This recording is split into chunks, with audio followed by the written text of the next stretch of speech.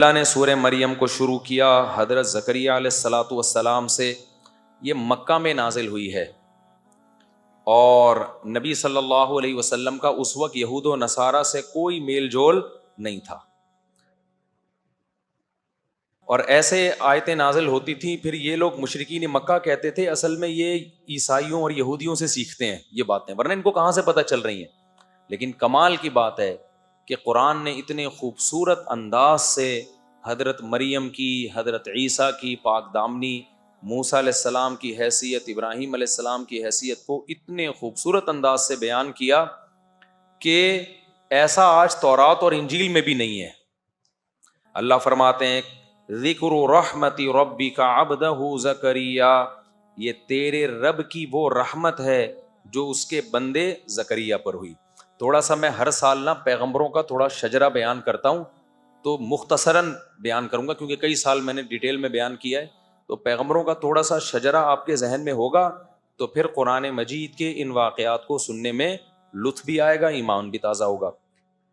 سب سے پہلے پیغمبر تو ہیں آدم علیہ الصلاۃ والسلام، جن کا قرآن صرف اتنا ہی تذکرہ کرتا ہے کہ ان کو ہم نے کیسے بنایا اور فرشتوں کو حکم دیا سجدہ کرو. دعوت کا ان کا تذکرہ نہیں ہے کیونکہ پبلک کی مارکیٹ سے شارٹ تھی، وہ کس کو دعوت دیتے، سارے اپنے ہی بچے تھے. جڑواں بچے پیدا ہوتے تھے آدم علیہ السلام کے، تو اس میں جو جڑواں ہوتے تھے ان کو بہن بھائی سمجھا جاتا تھا، اور جو اگلے پیٹ سے ہوتے تھے وہ پچھلے پیٹ والوں کے لیے نامحرم سمجھے جاتے تھے. سمجھ رہے؟ تو بہن کے لیے جو دل میں جذبات ہوتے ہیں نا، یہ تو اللہ کے اختیار میں ہے نا، اللہ کے اختیار میں. تو اللہ تعالیٰ نے بہن قرار دیا تھا اس کو جو ایک پیٹ سے ہو. لڑکا لڑکی پیدا ہوئے یہ کیا ہے؟ بہن ہے. اگلے جو پیدا ہوئے وہ کزنوں کی طرح ہوتے تھے. یہ شروع میں بقائے نسل کے لیے ایسا رکھا گیا. پھر بعد میں جب ایک دفعہ نسل پیدا ہو گئی تو پھر جب ان کی شادیاں ہوئی ہیں، پھر ان کے جو بچے ہوئے ہیں، پھر وہ کزن سمجھے گئے، اور جو ایک ماں باپ کے تھے وہ بہن بھائی سمجھے گئے. سمجھتے ہو کہ نہیں سمجھتے؟ بیٹھ جاؤ میرا بچہ. تو ایسا ہی سٹائل ہے بچوں کا، دیکھو بچے بھی نا وہ چھوڑا بھی. تو آدم علیہ السلام کی دعوت کا ہمیں تذکرہ نہیں ملتا، صرف ان کے بیٹوں کا تذکرہ ملتا ہے کہ حسد کی آگ میں جل کے قابیل نے حابیل کو قتل کر دیا، اور وہ پہلا اس زمین پر قتل تھا. اس کے بعد کیا ہوا کہ شیس علیہ السلام آئے دنیا میں، پھر ادریس علیہ السلام آئے دنیا میں. یہ سارے قدیم پیغمبر ہیں، ادریس علیہ السلام، شیس علیہ السلام اور آدم علیہ السلام. یہ نوح علیہ السلام سے پہلے کے ہیں. ہوا یہ کہ اس وقت تک زمین میں شرک نہیں تھا، نافرمانی تھی، قتل و غارت بھی، اور بھی جو بھی برائیاں ہوتی ہیں. اور برائیوں پر اللہ نے کہا ہے کہ جہنم میں سزا ملے گی، لیکن سزا کھانے کے بعد ایک نہ ایک دن جہنم سے نکل جاؤ. سب سے پہلا شرک آیا نوح علیہ الصلاۃ والسلام کے دور میں. نوح علیہ السلام کے دور میں شرک کہاں سے آیا؟ جو نیک لوگ تھے نا، کیونکہ آدم علیہ السلام کی تو اولاد توحید پرست تھی، تو جس کو وہ دیکھتے، اب یہ پتہ نہیں ہمیں کہ نوح علیہ السلام اور آدم علیہ السلام میں وقفہ کتنا ہے، 1000 سال ہے، 20,000 سال ہے، 40,000 سال ہے، 1 کروڑ سال ہے، کچھ بھی ہمیں معلوم نہیں ہے. کچھ اندازے ہیں. بعض حضرات کا اندازہ یہ کہ آج سے لے کے اب تک جو ابراہیم علیہ السلام کا دور ہے وہ 10,000 سال تک کا ہے. لیکن یہ بھی تخمینے ہیں، اس بارے میں تحقیق اس کو تو نہیں کہتے نا، ایک اندازے ہوتے ہیں. اندازہ تو پھر اندازے کے طور پہ بیان کیا جا سکتا ہے، ہمیں نہیں پتا.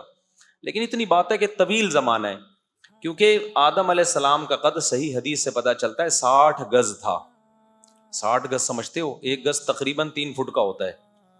تو اتنا بڑا قد. کل ایک باپ بزرگ آئے مجھ سے پوچھنے لگے کہ آدم علیہ السلام کا قد 60 گز تھا، یہ ثابت ہے حدیث سے؟ میں نے کہا جی. کہہ رہے پھر ان کی بیوی کا قد نارمل تھا یا وہ بھی 60 گز؟ میں نے کہا حضرت کیسی باتیں کر رہے ہیں آپ. میں نے کہا ظاہر ہے ان کی بیگم بھی، اما ہوا جو ہماری ماں تھیں، وہ بھی کتنا قد تھا، وہ بزرگ تھے، بوڑھے آدمی تھے. تو پھر مجھے کہنے لگے ہم نے سنا ہے کہ وہ بہت خوبصورت تھیں، دنیا کی سب سے خوبصورت عورت تھی حضرت ہوا. میں نے کہا یہ رپورٹیں میرے پاس نہیں ہیں. خیر،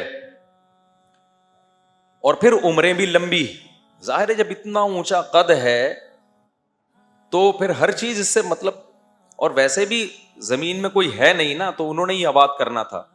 ایسا لگتا ہے کہ ان کی عمر بھی بہت لمبی تھی. اچھا یہ ایتھیس لوگ اس پہ بھی اعتراض کرتے ہیں کہ اتنا لمبا قد تھا تو اس زمانے میں ہمیں اتنے بڑے بڑے ڈھانچے ملتے کیوں نہیں؟ بھائی آبادی بہت تھوڑی تھی. جب اتنی تھوڑی آبادی تھی تو وہ کہاں گئے ہمیں کیا پتا کہاں گئے؟ زمین کوئی چھوٹی تھوڑی ہے.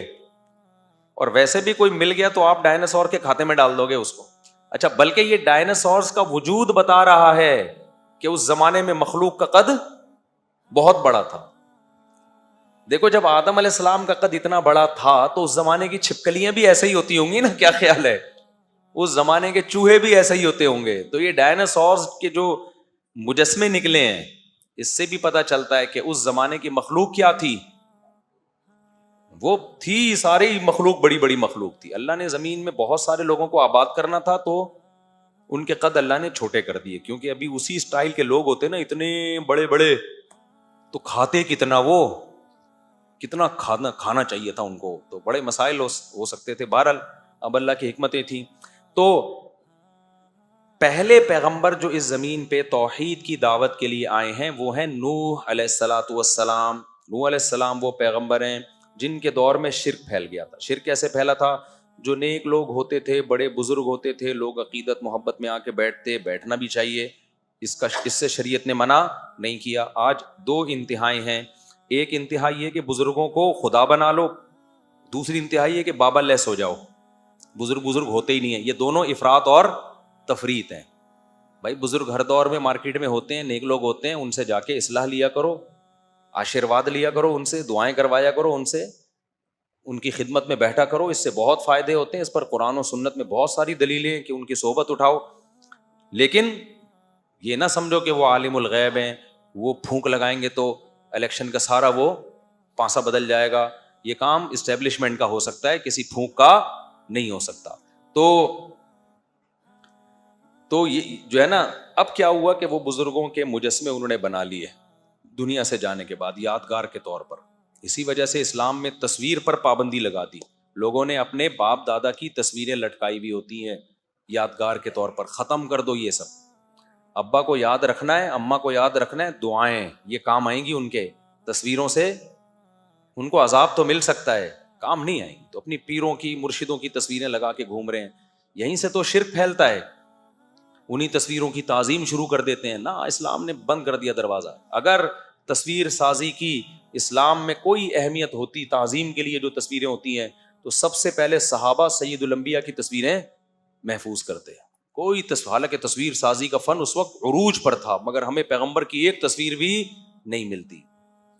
تو اس نبی نے نفی کی ہے تصویروں کی. تو آپ بھی اپنے گھروں میں نا یہ یادگار کے طور پہ شادی بیاہ کی, میں کیسا لگ رہا تھا, میں یوں لگ رہا تھا, چھوڑ دو اس کو.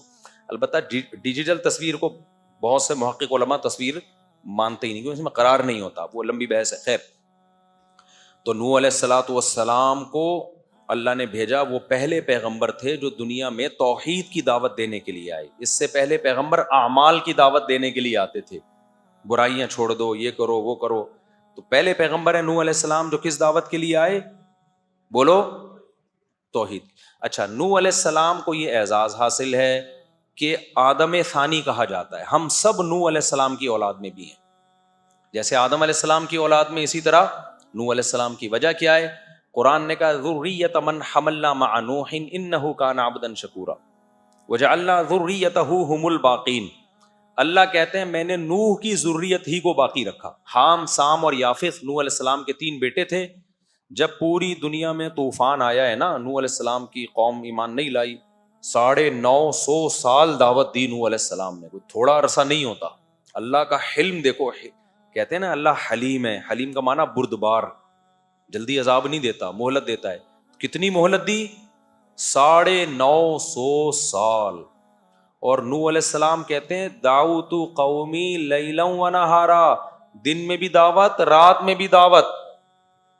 بار بار بلاتے رہے اللہ کی طرف آؤ, اللہ کی طرف آؤ, اللہ کی طرف آؤ. لیکن ظاہر ہے جس قوم کا پیٹ بھرا ہوا ہونا اس کو اللہ کے علاوہ سب کچھ سمجھ میں آتا ہے, اس کو اللہ کے علاوہ سب کچھ سمجھنا. جیسے آج کل ہمارے بہت سے عرب لوگ جو ہے نا, معاشی وسائل کی وجہ سے ان کے وہ پیٹ فل ہو چکے ہیں, لہذا اب ان کو مذہب کیا لگ رہا ہے؟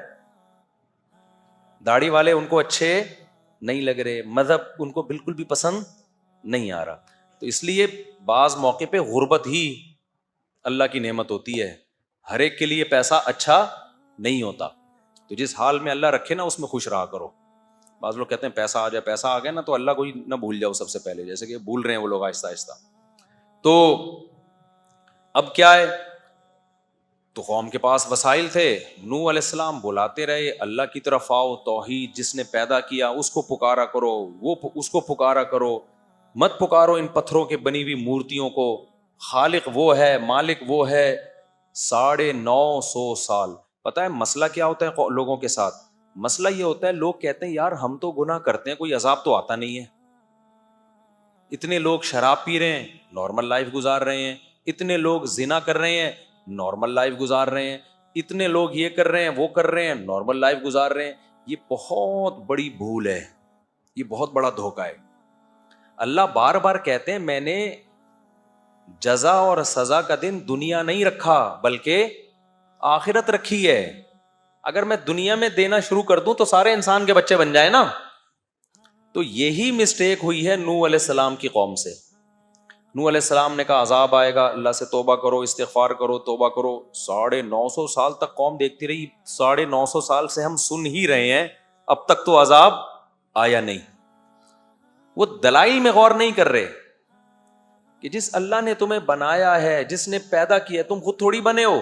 الم تروا کیف خلق اللہ 7 سماوات طباقا وجعل القمر فیہن نورا وجعل الشمس سراجا خلقکم اطوارا. کیسے ماں کے پیٹ میں اس نے تمہیں کیسے پیدا کیا، خون سے گوشت، گوشت سے ہڈیاں، ہڈیوں سے آنکھیں، گوشت سے آنکھیں، ناک، دل.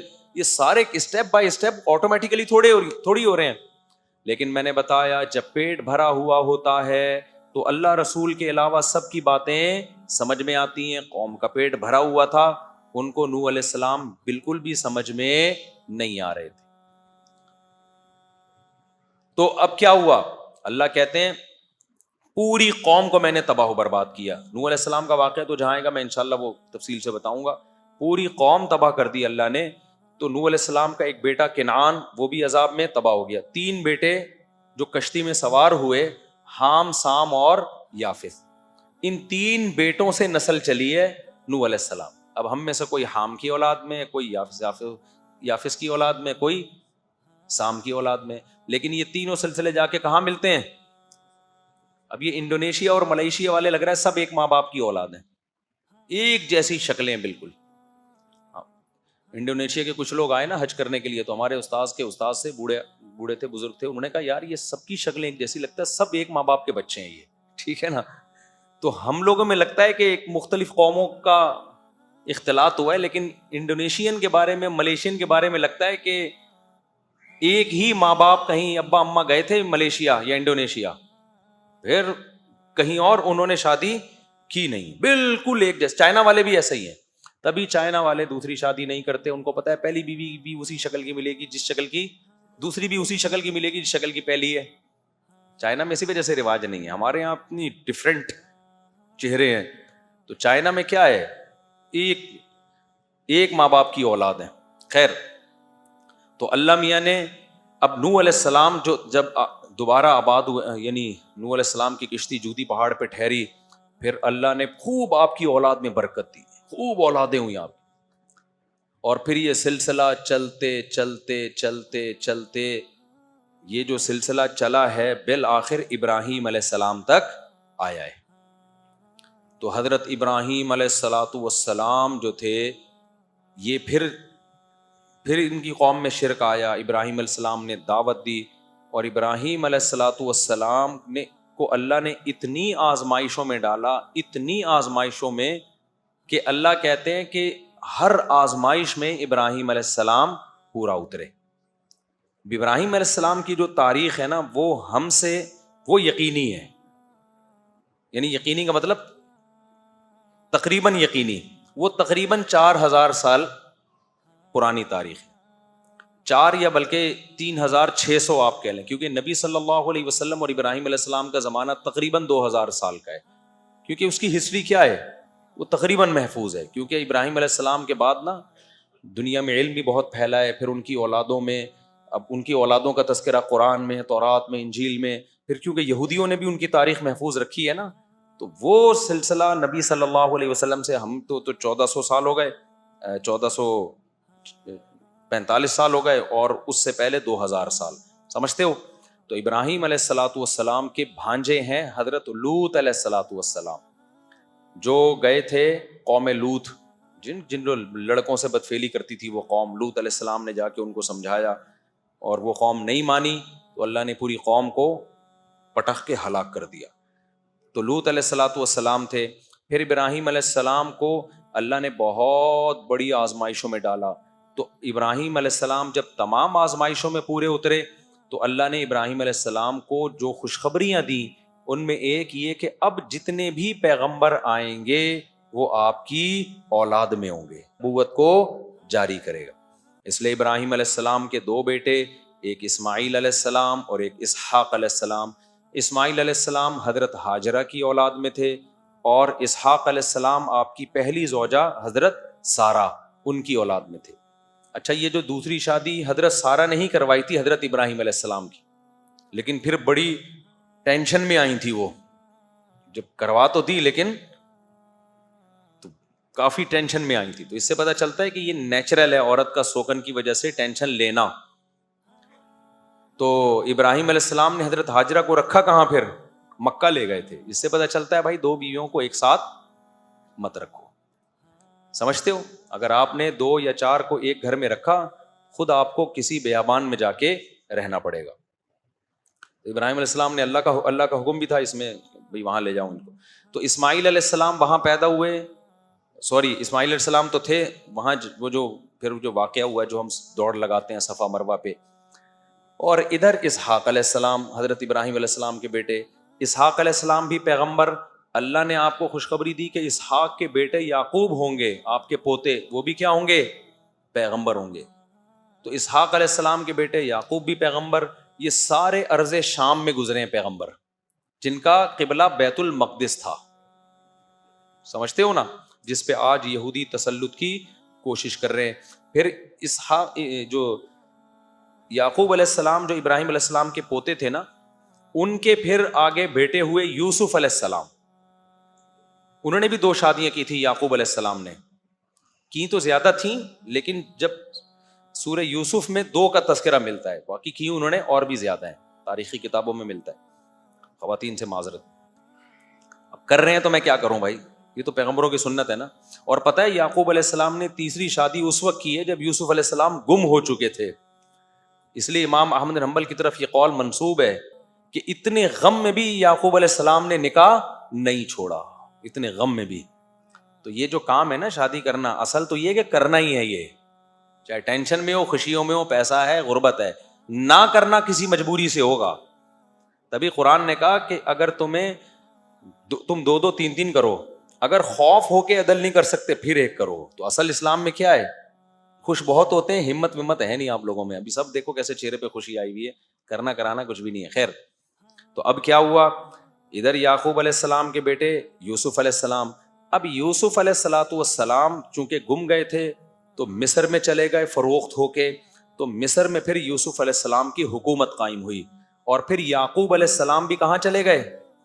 جب آپ کے بیٹے مصر کے بادشاہ بنے ہیں کہ یعقوب علیہ السلام بھی کہاں چلے گئے؟ مصر۔ جب وہاں گئے ہیں تو بنی اسرائیل شام سے نکل کے، فلسطین سے نکل کے کہاں چلے گئے؟ مصر جا کے آباد ہو گئے۔ اب یہ جو مصر تھا نا، یہ بنی اسرائیل کا اپنا وطن نہیں تھا، یہاں یہ لوگ تھے اجنبی، لیکن حکومت ان کے پاس آ گئی کیونکہ انہوں نے، یوسف علیہ السلام نے قحط کے دنوں میں مصر کی جو غیر مسلم اسٹیٹ تھی اس کو تباہ و برباد ہونے سے بچایا۔ پہلے وزیر خزانہ لگے اس میں یوسف علیہ السلام، اور جب مصر کی حکومت پہ انہوں نے اتنی مدد کی تو پھر بادشاہ بھی وہی بن گئے۔ تو یوسف علیہ السلام کے دور تک تو معاملہ سیٹ چلتا رہا، لیکن جب آگے یوسف علیہ السلام کی اولادیں ہوئیں، یعقوب علیہ السلام کی اولادیں، یعقوب علیہ السلام کا لقب تھا اسرائیل، اسی وجہ سے یعقوب علیہ السلام کی آگے اولادوں کو کیا کہا جاتا ہے؟ بنی اسرائیل۔ تو بنی اسرائیل تھے منورٹی میں۔ آہستہ آہستہ، آپ کو پتہ ہے قوم پرستی دنیا میں ہر جگہ ہوتی ہے، تو جو مصر کے لوگ تھے وہ یہ نہیں دیکھتے تھے کہ ہمیں تباہی سے بچانے والے یہ لوگ ہیں، بلکہ وہ دیکھتے تھے یہ اقلیت میں ہیں، مسلم ہیں. اور آپ کو پتا ہے اسلام میں ایک بے پناہ اٹریکشن ہے، جس میں اٹریکشن ہوتی ہے جیلیسی اسی سے ہوتی ہے کہ نہیں ہوتی؟ کیا ہو گیا بھائی؟ اٹریکشن جہاں ہوگی حسد بھی. تبھی دنیا میں جتنے لوگ ہیں نا وہ مسلمانوں سے اور اسلام سے جتنا جلتے ہیں کسی اور مذہب سے اتنا نہیں. ہندوستان میں دیکھ لو جتنا ظلم مسلمانوں پہ ہو رہا ہے کسی اور مذہب میں اقلیت والوں پہ نہیں ہو رہا. کیوں؟ ان کو پتا ہے ان کے پاس ایک سسٹم ہے، نماز ہے، روزہ ہے، زکوٰۃ ہے، حج ہے، فیملی سسٹم کا ایک طریقہ ہے، وراثت کے پورا ایک سسٹم ہے. ڈاکٹر ذاکر نائک کو 1 سال کے لیے انڈیا میں آزاد چھوڑ دو آپ، یا ان جیسے کسی آدمی کو جو اس طرح اوپنلی تبلیغ کرے، آدھا انڈیا مسلمان ہو جائے گا، کیونکہ کسی کے پاس دلائل کی دنیا میں جواب نہیں ہے. تبھی تو یہ لوگ باتیں کرتے ہیں، آزادی دیتے نہیں ہیں کسی کو. تو وہی کام جو آج انڈیا میں مسلمانوں کے ساتھ ہو رہا ہے نا، وہی کام مصر میں بنی اسرائیل کے ساتھ شروع ہو گیا. حکمران آتے رہے، انہوں نے کہا بھائی یہ کب سے حکومت کے حقدار ہو گئے؟ مصر تو ہمارا ہے، یہ تو موصلے ہیں، موصلے. لہذا آہستہ وہ تھے منورٹی میں، ان کو حکومت سے بھی نکالا. حکومت سے نکالنے کے بعد ان پہ ظلم کیا، بادشاہ مسلط ہوتے رہے. ہر مصر کے ہر بادشاہ کو فرعون کہا جاتا تھا، لقب تھا یہ. تو فرعون، مختلف قسم کے فرعون آتے رہے اور اقلیت میں ہونے کی وجہ سے ان پہ ظلم کرتے رہے. لیکن ان کو ایک کھٹکا لگا رہتا تھا کہ یار یہ ہیں حق پرست. جو حق پر ہوتا ہے نا اس میں ایک خاص طاقت ہوتی ہے جو اسے موٹیویٹ کرتی ہے. تو ظلم کرتے کرتے ان کو غلام بنا لیا. کافی طویل عرصہ بنی اسرائیل نے غلامی کی زندگی گزاری. اللہ تعالیٰ کو ترس آیا بنی اسرائیل پر، اور اللہ نے حضرت موسیٰ علیہ السلام کو بنی اسرائیل کی قیادت کے لیے پیدا کیا. اور کمال کر دیا کہ فرعون ہی کے گھر میں فرعون کے دشمن کو اللہ نے بڑا کر کے دنیا کو دکھا دیا کہ دنیا میں ہر ایک سے لڑا جا سکتا ہے، اللہ کی تدبیروں سے نہیں لڑا جا سکتا. وہیں پال کے دکھایا اللہ نے کہ جس سے تو ڈرتا ہے نا وہ تیرے ہی محل میں پلے گا. اور اس میں بڑی حکمت تھی کہ موسیٰ کو اس لیے بھی پالا جا رہا تھا کہ جس کو لیڈر بنایا جاتا ہے نا، اور جس کے مقابلے میں اس کے لیے ضروری ہے کہ وہ اس قوم کے کلچر کو جانتا ہو. موسیٰ کو دعوت دلوانی تھی فرعون سے، تو فرعون کے کلچر سے اگر واقف نہ ہوتے تو فرعون کو دعوت نہیں دے سکتے تھے. تبھی میں یہ کہتا ہوں کہ جس علاقے کی مسجد ہے نا وہاں کا امام بھی اسی اسٹینڈرڈ کا ہونا چاہیے جس اسٹینڈرڈ کے لوگ وہاں پر رہتے ہیں. اگر آپ کسی گاؤں دیہات بھینسوں باڑوں والے جگہ سے کسی امام کو لا کے ڈیفینس کلفٹن گلشن اقبال کا امام بنا دیں گے، وہ وہاں پہ صحیح طرح سے لوگوں کو گائیڈ بولو نہیں کر سکے گا. اس سے بڑے نقصان ہوتے ہیں. تو اس کو کچھ نہ کچھ ان کی مینٹل لیول میچ کرنا چاہیے، وہ ان کے لب و لہجے سے واقف ہو. تو موسیٰ سے دعوت دلوانی تھی کس کو؟ فرعون کو. تو اس لیے پلایا کس محل میں؟ فرعون ہی کے محل میں. وہ جا کے آنکھوں میں آنکھیں ڈال کے بات کر سکتے ہیں ان سے.